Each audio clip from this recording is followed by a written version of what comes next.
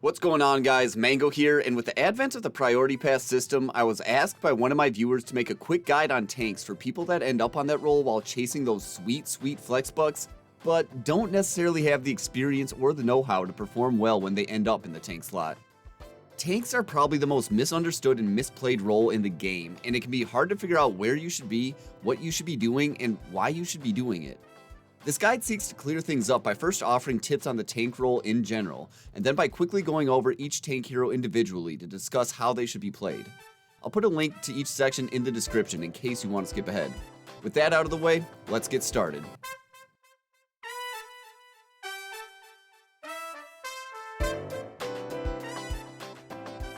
First things first, we're going to talk about what tanks should not do. Tanks should not stand still with their shield up, soaking up damage until their shield breaks, then rinsing and repeating once it's recharged. That is some day one Overwatch that is not going to cut it in year 4. Sadly, I think this is how a lot of people experience the tank role, so it's no surprise people find this role boring and are unwilling to queue for it. I'm going to go out on a limb and say that people that think tank is boring are probably not playing it very well. If you listen to my tips, you'll find that your tank play is not only going to improve, but you're going to have way more fun while you play. I'm going to advocate for a much more active, fluid style of tank play that will bring more value to your team and result in you getting more active in eliminations than you did when you were just a shield bot. Let's start by taking a macro look at the game of Overwatch and the tank's role within it. As a tank, you need to look at Overwatch as a game of positioning.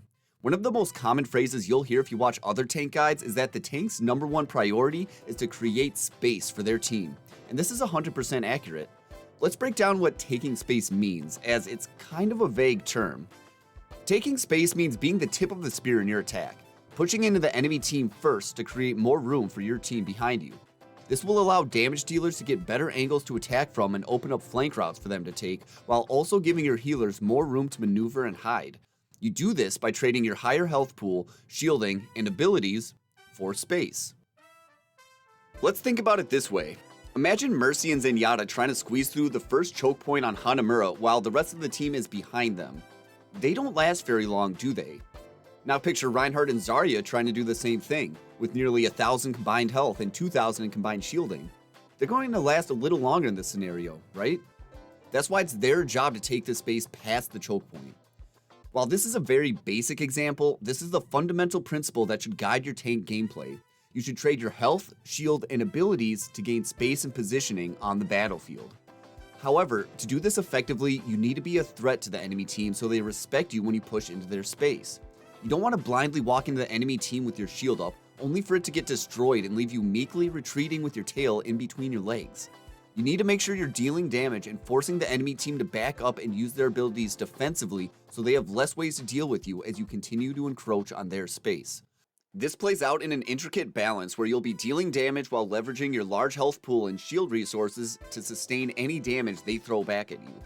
Think of it like taking 2 steps forward and 1 step back, where you aggressively push 10 meters into the other team, then give 5 meters back as you shield and allow your team to fill in behind you. Once again, this is a balance, so if you get too aggressive, you're going to end up feeding and dying, and if you play too passively, the enemy team will end up pushing into you and getting their ults faster than you do. You don't necessarily need to be getting eliminations every time you push into the enemy team, but you want to make sure you're dealing some damage or at least pressuring barriers down. Otherwise, you're not a threat and you're probably just shield botting. Additionally, just because you have a shield doesn't mean you can ignore natural cover. Use things like the payload or map architecture to block extra damage as you're looking to close the distance on the other team, or pulling back to recover shield and health resources. A lot of tank players don't think too hard about positioning because their shields and defensive abilities will bail them out from a poor position, but you need to play close to cover, otherwise you're going to end up feeding. The best way to do this is to have a corner to play around that you can quickly duck behind if you sustain too much damage. If you do this properly, you'll be able to control space, build both your and your team's support ults, all without dying. A caveat here is that if you're playing defense on a capture point, you don't necessarily need to push into the other team, but you want to control their movement and spacing in order to force them into the choke point as much as possible. Once again, this is done by being a big enough threat to prevent them from crossing over from their territory into yours by draining their health and abilities. A few more tips before we move on to individual heroes. First, I'm going to talk about bad shield etiquette. Bad shield etiquette is having your shield up when it's unnecessary, draining its resources before you actually need them. An example of this is holding your shield up to harmless spam damage before a fight actually starts. This is usually what shield botters do. I want you to ask yourself, do I need to shield this damage coming in, or can I face tank it and let my supports heal me, or even avoid it altogether with natural cover? You should save your shield resources for when you need it most. I also want to talk about armor since a lot of new players don't know about this. You see that yellow part on your tank's health bar? That's armor. It counts towards your total HP but offers damage resistance that regular HP does not. It is particularly effective at reducing the damage of beam weapons and weapons that fire a lot of bullets, such as shotguns or automatic weapons. Therefore, if you're playing a tank with a lot of armor, use it to face tank more often and save your shield and defensive abilities for when you need them most. The armor will allow you to stick around for longer than you think.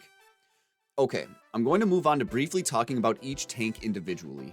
I'm going to start with tanks I think you should learn first if you're uncomfortable on this role, and finish with tanks that are more advanced. In order, it'll go Reinhardt, Orisa, Zarya, Roadhog, Winston, D.Va, Sigma, and I'll finish with Wreckingball. Once again, I'll include a link in the description in case you want to skip ahead. I also have in-depth guides on some of these heroes, which I'll link in the description as well. I should also note that most of the tips up to this point mostly relate to main tanks, but I will tie these ideas into each tank hero that follows. Let's get started. We're going to start with Reinhardt because he's the best tank to practice the fundamentals with, and he's one of the easiest tanks to pick up. Most of what I talked about earlier directly applies to Reinhardt. In fact, he was the tank I was picturing when I wrote the first section. Let's quickly go over how to play Reinhardt. Rein can be one of the most dominating characters in the game if given resources and played correctly. Like I stated earlier in this video, you should not be meekly holding your shield until it gets destroyed, then rinsing and repeating once it's recovered. Your goal should be to use your health and shield resources to get yourself into swing range so that you become a threat to the other team. You don't need to go all in here, just take 1 or 2 swipes at the enemy tank. This will likely be enough to get them to pull back and will allow you to start charging your ult. Also look to line up a fire strike early on to hit multiple enemies. This will play out in a dance where you will go back and forth trading blows with the enemy tank, and the winner will largely be decided by who gets more support from their healers and damage dealers. The key here is that once you smell blood in the water, you need to go in and finish the job. Rein offers massive cleave damage that ignores shields, so if the opposing tank's health drops low, or if something like an anti-nade hits them, go in there and start swinging until skulls pop up on your screen. With your ultimate, just make sure shields won't be able to disrupt it. Either physically destroy the enemy shield before letting your ult fly, or try to find targets that are away from their shield tank. Throwing your ult into a shield does not feel good. Trust me. Look to pair Reinhardt with heroes that can take advantage of his short-range damage output, like Zarya, Roadhog, D.Va, Reaper, Mei, Symmetra, McCree, Lucio, Brigitte, or Ana. Next on the list of tanks you should start with is Orisa. Orisa is great because you don't need to think too hard about what you're doing with her because her shield is basically set it and forget it. That being said, you want to be careful about when and where you deploy the shield because it now feels paper thin after its health was nerfed from 900 to 600. At this point, putting it in a wide open space isn't incredibly helpful because it gets burned down so quickly it may only give you a second of cover. Instead, I would recommend using it to extend natural cover, like the corner of a wall or the payload. That way, if it gets destroyed, you won't be left out in the open to get melted. Additionally, enemies seem less willing to take shots at your shield if it's part of natural cover. It may seem more futile in their opinion, so this will also extend your shield's uptime. Use Halt to prevent weakened enemies from escaping, pull grouped up enemies together, or pull back an enemy that is trying to push past your shield. Save her Harden ability for when her shield is down and you're taking too much damage, or if you need to escape an incoming CC ability. Her ult has unlimited range within line of sight, so keep this in mind when you deploy it and make it hard for the enemy team to get at, while still being accessible by your team. Look to deploy it early before a big team fight to give your team an advantage, especially if you know other ults are likely to be used. Look to pair Orisa with low mobility ranged damage dealers like Sigma, Roadhog, Ashe, Bastion, Hanzo, Junkrat, McCree, Soldier, Torbjorn, Widowmaker, Ana, Baptiste, or Zenyatta. Okay, next on the list is Zarya. Zarya is really pretty simple once you get her bubbles figured out, because once you become high charge, you're pretty much the most dangerous hero in the game. The key to getting charged with her personal bubble is to make sure you take damage from the enemy before popping your bubble. If the team sees your bubble before they even start shooting, they are much less likely to start shooting at all. You can also pop it if you see a slow-moving, high-damage ability like Fire Strike or something like a Junkrat grenade coming your way. Similarly, don't put your projected bubble on an ally before they start taking damage. You have no idea what they're going to do or even if they'll take damage. Instead, wait until an ally is actively taking damage before you give them a bubble. If you do this, you should be up to 80 charge in no time. Once you're between 60 and 80 charge, you don't really need to use them to farm more charge. Just play aggressively in your front line and use them to get you or your teammates out of sticky situations. This can be incredibly frustrating for the enemy team to deal with. For her ult, the main thing to think about is if your team will be able to follow up on it. Don't grab the entire enemy team if you're the last one alive. Heck, even if you end up grabbing a shield tank and you have your full team behind you, your team might have trouble getting any damage through because of the shield. The exception is if you have another ult to combo it with, like Hanzo's or Genji's, and if that's the case, be sure to communicate with them and make sure they're ready to ult. Oftentimes, the highest value play you can make with grab is to snare one or two squishy enemies with it that won't be able to escape. This is usually enough to win a team fight. Look to pair Zarya with brawly characters that don't mind getting in their enemies' faces, such as Reinhardt, Winston, Wreckingball, Roadhog, Doomfist, Genji, Mei, Reaper, Symmetra, Tracer, Lucio, Brigitte, or Moira. Next on the list is Roadhog, the off-tankiest of the off-tanks, basically a borderline damage dealer. All I'm gonna say here is that your team will likely appreciate you a lot more if you're playing Roadhog with a shield tank, and not like a diva. Hog's gameplay really just comes down to his hook. Think of it like a tethered projectile, so the farther away your target is, the more important it is to track your target after your throw. You'll get a feel for this the more you practice. Look to hook squishy targets that you can easily combo down, especially healers.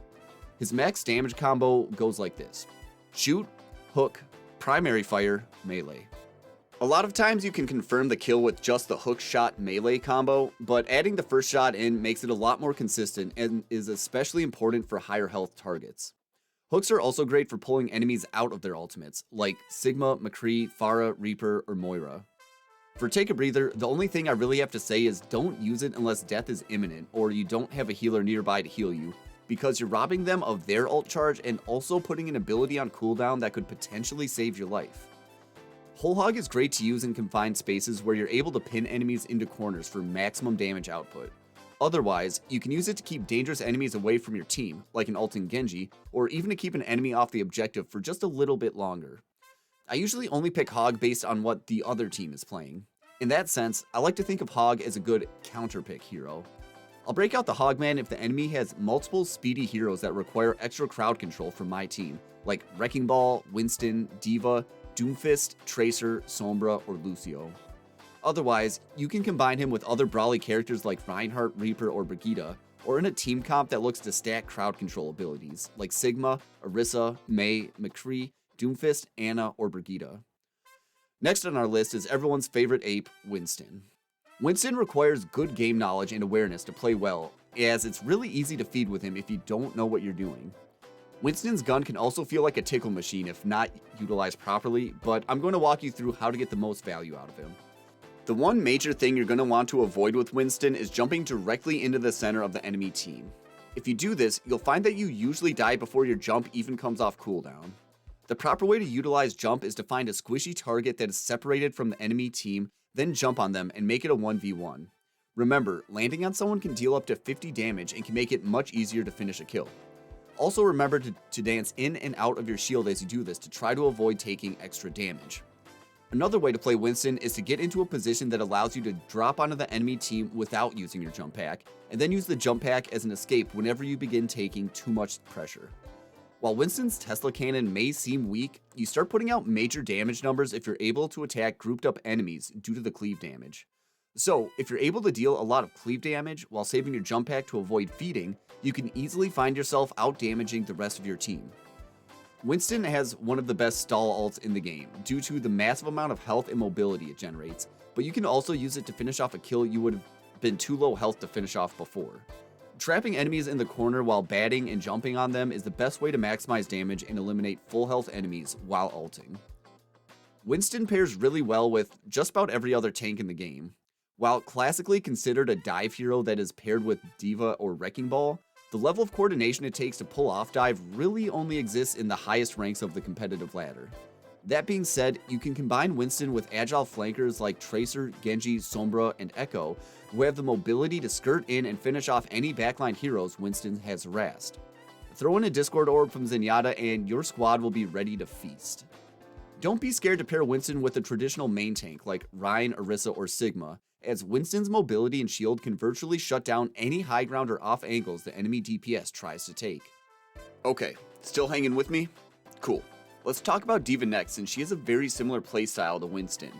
Like Winston, D.Va should try to punish any squishy enemies that are positioned away from their team, especially if they're on high ground. Just fly into them, using Defense Matrix to gobble up any powerful abilities they might have, then use micro missiles once you're in their face. However, if you're not taking duels, D.Va is one of the best peel characters in the game, basically meaning she's a really good bodyguard for any squishies on her team. For example, if an enemy Tracer or Reaper jumps on your Zenyatta, you can use your Defense Matrix, Mobility, High Armor, and Large Hitbox to defend your Zen and put yourself between him and the threat. Also look to use your D-Matrix to protect any teammate that's hit with a crowd control ability, such as a Roadhog hook or a McCree flashbang. Oh yeah, one more thing. Since D-Matrix only blocks bullets and projectiles, avoid beam weapon characters at all costs because they will make you have a bad time. In particular, avoid high charge Zaryas and Maze, but also look out for high charge Symmetras or even Echo's finishing beam. Physical attacks also go through Matrix, so keep that in mind if you're fighting a Reinhardt, Doomfist, or Brigitte. Finally, Matrix can be cancelled by the following abilities, so watch out for these as well. Brigitte's Shield Bash, Sigma's Rock, Sombra's Hack, and Roadhog's Hook. For her ultimate, if you want to do a cool lob shot, aim your reticle about 45 degrees in the air, hit your boosters for roughly 1 second, then hit your ultimate. If timed right, the bomb should continue up at that 45-degree angle, then drop a bit before impact, covering much more ground with its blast radius. Look to shoot this around a corner or over a wall to catch the enemy team off guard.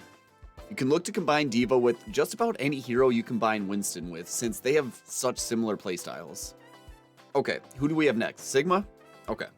Sigma is really powerful, but since he has so much going on in his kit, it takes a while to feel comfortable and get good with him. I have a really good in-depth guide on Sigma you should check out if you want to learn more about him, so I'll just give you the cliff notes here. Use Sigma's barrier to block impactful enemy abilities like Roadhog's Hook or Ana's anti-grenade, or throw it in the face of an off-angle sniper to force them to reposition. Avoid throwing it out there to soak up spam damage like an Orisa shield. Leverage its flexibility to only catch high-impact attacks. Use Kinetic Grasp if your shield is on cooldown or destroyed and need to buy time on the front line. You get more personal shields with the more damage you soak up with it, so try to absorb as much damage as possible. Also, if you feel an impending Zarya, Tracer, or Mei ult coming up, get in their face and activate Grasp, and if they're not careful, they're gonna chuck their ult right into it. Cool. Sigma's primary fire has a range of 22 meters, where it detonates in a small radius and deals a moderate amount of splash damage. Try to keep enemies at that range to deal the most damage by mirroring their movement as they get closer or farther away from you. Accretion is best used if enemies get close to you. Its cast time and slow projectile speed make it hard to hit enemies at range, but it's fairly easy to blast enemies in the face with it if they get close. Use this to combo low HP heroes by using Accretion, then quickly connecting 2 Hyperspheres and a melee. If done quick enough, this will be enough to finish off 200 HP heroes with escape abilities before the stun from Accretion wears off. Sigma's ult is extremely versatile and can be used at any stage of the fight and comboed with pretty much any ult that deals damage. Due to how the damage is applied, it is more impactful to low HP targets, as it will leave an enemy like Soldier with just 50 HP, but an enemy like Roadhog with 250 HP. Remember to use your primary attack while your enemies are suspended in air, because if you connect, squishies will likely be eliminated once they hit the ground. Also be careful to avoid abilities that can knock you out of your ultimate, like Roadhog's Hook, Sombra's Hack, or Ana's Sleep Dart. Like Orisa, look to pair Sigma with low mobility range damage dealers like Ashe, Bastion, Hanzo, Junkrat, McCree, Soldier, Torbjorn, Widowmaker, Ana, Baptiste, or Zenyatta. Okay, on to our last tank, Wreckingball. I left him for last because he requires an extremely high amount of skill and game sense to be played well, and even a moderately high level of skill just to avoid feeding with him. Oftentimes, especially if you're not practiced with him, the only good time to pick him in ranked is if you need to stall the objective due to his speed, elusiveness, and high potential health. If you want to practice getting good with Ball, you should understand that he is one of the most solitary heroes in the game. You should have good knowledge of health packs around the map because you'll be playing away from your team most of the time and cannot count on a healer to heal you up. You want to be using your grapple hook as much as possible to roll through enemies or get into position. You generally don't want to pop out of your ball form for too long around the enemy because it will be easy to focus you down. You'll want to be continuously dashing, slamming, and shielding through the enemy team because even if you aren't getting eliminations, you're still drawing attention and focus onto yourself and creating openings for your team to go in and make plays. This goes back to those tank fundamentals I talked about earlier in the video. Your job is to make space for your team, so if you roll through the enemy team and get 3 of them to turn around and start chasing you, congratulations, mission accomplished. Let your team know that they now have a numbers advantage and to push in. Wreckingball is also perhaps the best tank counter to snipers due to his insane mobility and lack of a critical hitbox while in ball form. So if you're playing ball and see an enemy sniper, it's your job to go disrupt them and hopefully confirm an elimination. His ult is possibly one of the best area control ults in the game due to how long it takes the enemy to clear his mines. And the only tip I really have here is the mine slam combo. What you'll want to do here is use your grapple to get high above the enemy team, then activate your ult, then ground slam. Being high in the air when you release the mines allows them to spread out and cover more ground, and by slamming enemies afterwards, you lock them in place and give the mines time to activate and give you a better chance of finishing an enemy as they try to escape. There's a couple ways you can make Ball work within a team comp. If your team is coordinated, he works well in a dive comp with Winston, D.Va, Tracer, Genji, Sombra, or Echo, who will all be able to finish off kills from Ball pile driving into the enemy team. Balls can also work well with a strong main tank like Reinhardt or Sigma who is able to hold down the front line while Ball wreaks havoc in the enemy backline. I would just say to practice Ball in a non-competitive mode before you try him in comp because like I said, it's extremely easy to feed with Ball and no one wants that. To get a feel for Ball's game flow, I would recommend watching Harblu or Yeetle's channels as their Wreckingball is absolutely savage. I'll link them in the description. Well, that does it for me, friends. Thanks for sticking around. I hope you learned something new and helpful about the tank class in Overwatch. If you have any questions or comments or think I missed anything, leave an offering for the algorithm gods and drop a comment below. If you enjoyed this content and want me to keep pushing out more, please consider liking this video and subscribing to my channel as I begin to make my push to 1,000 subscriptions. Also be sure to swing by my stream and say hi. You can find me at Twitch at TheRealMangoSlice. I also just started a Discord server with my bro Lemon Slice, so come on over and help us build the community out because honestly, I know next to nothing about Discord, but it sounds pretty cool. Link in the description. Until next time, friends, good luck and have fun.